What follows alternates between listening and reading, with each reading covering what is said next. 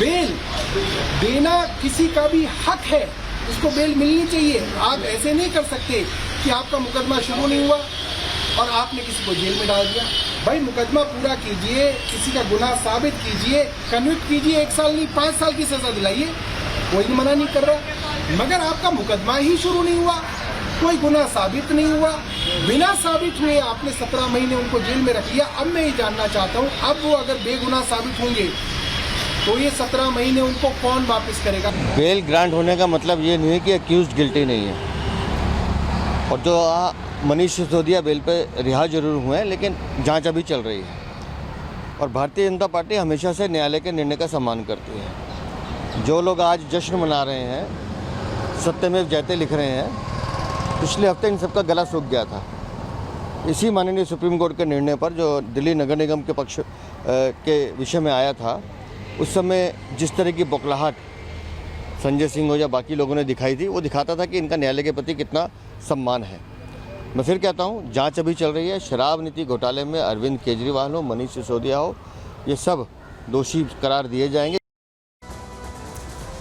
तो सियासत चरम पर है और ये सियासत तो खत्म होने वाली नहीं, अभी ये तो अभी शुरू हुई है, क्योंकि दिल्ली के विधानसभा चुनाव भी तो होने हैं। तो उसके लिए तब तक माहौल जो है, पिच जो है, वो पूरी तरह से सेट हो जाएगी, आम आदमी पार्टी द्वारा भी और बीजेपी द्वारा भी। लेकिन खैर, हम आपको ये बताते हैं कि शराब घोटाला है क्या, क्यों आखिर 1.5 साल अंदर रहना पड़ा, क्या आरोप उन पर लगे, ये तो हमने आपको बता दिया। लेकिन नई आबकारी नीति 2021-22 में गड़बड़ी का आरोप लगा था।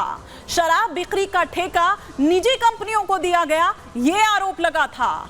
शराब कारोबारियों को अनुचित लाभ पहुंचाने का यह आरोप लगा था। दिल्ली सरकार पर कारोबारियों से मिली भगत का यह आरोप लगा था। भ्रष्टाचार के आरोपों के बाद नई आबकारी नीति को रद्द करना पड़ा था।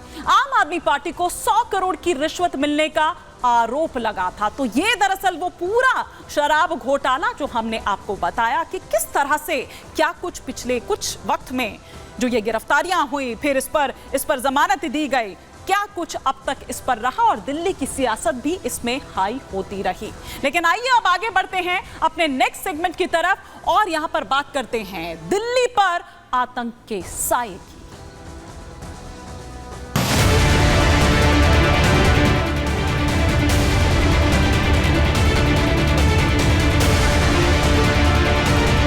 आतंकी संगठन आईसिस के मोस्ट वांटेड आतंकी रिजवान की गिरफ्तारी दिल्ली से की गई है।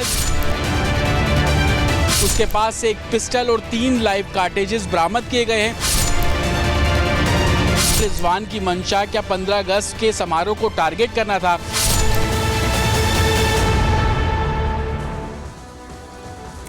दिल्ली में घुसे आतंकी आखिर कैसे घुस गए? देखिए, यही वो वक्त होता है, स्वतंत्रता दिवस जब करीब होता है, हमेशा ये कोशिश होती है कि किस तरह से देश की राजधानी दिल्ली, क्योंकि यहां से अगर आप कुछ करते हैं तो वो गूंज सुनाई देती है पूरे देश भर में। और यहां पर दरअसल अपने नापाक मंसूबों को लिए इनका एक और खतरनाक प्लान था, लेकिन दिल्ली पुलिस की जो स्पेशल सेल है उसने पहले ही इसे नाकाम कर दिया। लेकिन सवाल कुछ खड़े होते हैं। देखिए, त्योहारों का समय है, स्वतंत्रता दिवस का समय है, 6 दिन बाकी हैं। 15 अगस्त पर दिल्ली आतंकियों के क्या निशाने पर है, ये सवाल उठा रहे हैं हम। स्वतंत्रता दिवस पर आतंकी हमले का खतरा है क्या? जिस तरह का टिप ऑफ मिला, आखिर क्यों वो पूरे पोस्टर्स जो हैं पूरी राजधानी में चस्पा कर दिए जाते हैं, वो तस्वीर भी हम आपको दिखाएंगे। लेकिन आईसिस का आईईडी एक्सपर्ट है जो दिल्ली में पकड़ा गया है, जिसकी तस्वीर आप यहां पर देख रहे हैं, और नाम इसका रिजवान है। आतंकियों ने दिल्ली में 2 आईईडी ब्लास्ट की टेस्टिंग की। दिल्ली में कहां पर ये टेस्टिंग की, कहीं आपका इलाका तो नहीं था, ये भी आपको बताएंगे। लेकिन स्वतंत्रता दिवस पर आईसिस आतंकी दिल्ली क्यों आया था, आखिर क्या उसका प्लान था और कौन कौन लोग इसके साथ शामिल थे? जाहिर तौर पर ये वो तमाम चीजें, ये वो तमाम बातें वो तमाम बातें उगलेगा। लेकिन इस बीच क्या और जानकारी मिल रही है वो भी सिलसिलेवार तरीके से आपको बता देते हैं। दिल्ली में एक बड़ी आतंकी साजिश को रचने का पूरा प्लान किया गया था, जिसे नाकाम कर दिया गया। स्वतंत्रता दिवस से पहले एक बड़ी साजिश को नाकाम किया गया। आईसिस का ये खूंखार आतंकी रिजवान अली, जिसकी गिरफ्तारी हुई, कहां से इसकी गिरफ्तारी हुई? बायोडायवर्सिटी पार्क हाँ, आप में से जो लोग वहां पर रहते हैं उस इलाके को बहुत अच्छी तरह से जानते होंगे और किस तरह से ये पूरा ट्रैप जो है वो किया गया, पूरा जाल जो है वो बिछाया गया, वो आगे आपको अपने इस कार्यक्रम में हम बताएंगे। लेकिन दिल्ली पुलिस की स्पेशल सेल ने ये गिरफ्तारी की है, ये उसको टिप ऑफ मिलता है और फिर उसके हिसाब से प्लान ऑफ एक्शन जो है वो रेडी किया जाता है और उसके बाद उसी एक्शन प्लान के तहत, उसी प्लानिंग के तहत आगे बढ़ा जाता है। एनआईए की मोस्ट वांटेड लिस्ट में शामिल है रिजवान और यूएपीए एक्ट लगाया गया है, यूएपीए लगाया गया है, उसके तहत ये गिरफ्तारी हुई है। तो आप समझ जाइए कि कितना खूंखार ये आतंकी होगा। एनआईए ने यूएपीए के तहत ये मुकदमा दर्ज किया था, उसकी वांटेड लिस्ट में ये था। रिजवान पर एनआईए ने रखा था 3 लाख का इनाम, जो भी इसके बारे में जानकारी देगा। दिल्ली के दरियागंज का ही रहने वाला है ये आतंकी, लेकिन पिछले 2 साल से इसका कोई अता पता नहीं था, ये अपने घर में नहीं रह रहा था, ये छोड़कर भाग गया था, उस पर भी आऊंगी। लेकिन आईसिस का पुणे मॉड्यूल जिसका सक्रिय आतंकी है ये, और पुणे का वो जो शाहनवाज मॉड्यूल आपको याद होगा, पुणे में किस तरह से कुछ लोग उस वक्त पकड़े गए थे, उस वक्त ये भाग गया था। तभी से तलाश थी एनआईए को इसकी, तभी से एजेंसीज को इसकी तलाश थी। पुणे पुलिस की कस्टडी से उसी वक्त फरार हुआ था रिजवान अली। हालांकि इसके जो कुछ सहयोगी हैं, कुछ सदस्य जो हैं इसके इस शाहनवाज मॉड्यूल जिसकी हम बात कर रहे हैं, वो पकड़े गए थे, लेकिन ये उस वक्त भाग गया था। ये तस्वीर इस वक्त हम आपको दिखा रहे हैं रिजवान अली की। रिजवान अली की तस्वीर आप देख रहे हैं, जो यूं तो दिल्ली के दरियागंज का रहने वाला था, लेकिन पिछले 2 साल से पुणे में ये रह रहा था, पुणे में रह रहा था। और आइए इसके बारे में और क्या कुछ जानकारी हमें हाथ लगी, वो जानकारी हम आप तक साझा कर रहे हैं। और कैसे ये पूरी गिरफ्तारी हुई, कैसे वो पूरा जाल, वो पूरा ट्रैप जो है वो रचा गया, ये हम आपको यहां बता रहे हैं ग्राफिक्स के जरिए। कैसे ये गिरफ्तारी होती है, दिल्ली पुलिस को इस आतंकी यानी कि रिजवान अली का इनपुट मिला। बायोडायवर्सिटी पार्क, जैसा कि मैंने पहले भी कहा, ये उनको इनपुट मिला था कि वो वहां पर आ सकता है या आने वाला है।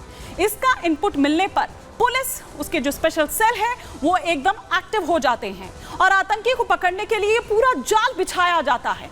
रात 11 बजे का वो वक्त था जब आतंकी रिजवान उस तय जगह पर पहुंचता है जिसने उसको वहां पर बुलाया था और जिसने पुलिस को भी इत्तला की थी। दिल्ली पुलिस ने आतंकी रिजवान को दबोच लिया। आतंकी से .30 बोर की एक स्टार पिस्टल बरामद की गई है, 3 कारतूस बरामद किए गए हैं और 2 मोबाइल फोन भी बरामद किए गए हैं। और इन मोबाइल फोन का जो डेटा है वो खंगालने की कोशिश हो रही है, लेकिन अभी तक पूछताछ में क्या कुछ निकलकर सामने आया है। हमारे सहयोगी साहिल इस वक्त हमारे साथ जुड़ चुके हैं, फटाफट से एक अपडेट यहां पर ले लेते हैं। साहिल, क्या अपडेट, क्या अभी तक इससे पूछताछ में निकलकर सामने आया है? जी बिल्कुल, देखिए पुणे मॉड्यूल के आतंकी रिजवान अली जो इस समय स्पेशल सेल की गिरफ्त में, उससे पूछताछ की जा रही है क्योंकि इसके जो 2 साथी हैं उसको पहले गिरफ्तार किया जा चुका था। अब ये माना जा रहा है कि एक अहम कड़ी जो है ये रिजवान अली है, क्योंकि ये 15 अगस्त से पहले इसकी गिरफ्तारी करने का ये दर्शाती है कि दिल्ली पुलिस को एक इनपुट जरूर मिला था कि एक बड़ी साजिश को अंजाम देने की फिराक में है, क्योंकि रिजवान अली ने दिल्ली में वीवीआईपी इलाकों की रैकी की थी और उसके बाद कोई बड़ी साजिश को अंजाम देने की तैयारी कर रहा था। अब इससे पूछताछ की जा रही है कि आखिर किसके कहने पर ये दिल्ली आया था, दिल्ली में किसके घर पे रुका हुआ था, कितने समय से दिल्ली में यहाँ पे रह रहा था, जो इससे हथियार, जो कार्टिजेस बरामद किए गए हैं वो सोर्स क्या था, और इससे पहले पुणे में किसकी लोकेशन पे रुका था, इसके और जो सिंडिकेट मेंबर है वो कहाँ पे छिपे हुए हैं, ये तमाम सवालों के जवाब है वो स्पेशल सेल जो है इससे फिलहाल इंटरोगेशन में हासिल करने की कोशिश कर रही, क्योंकि पुणे मॉड्यूल ठीक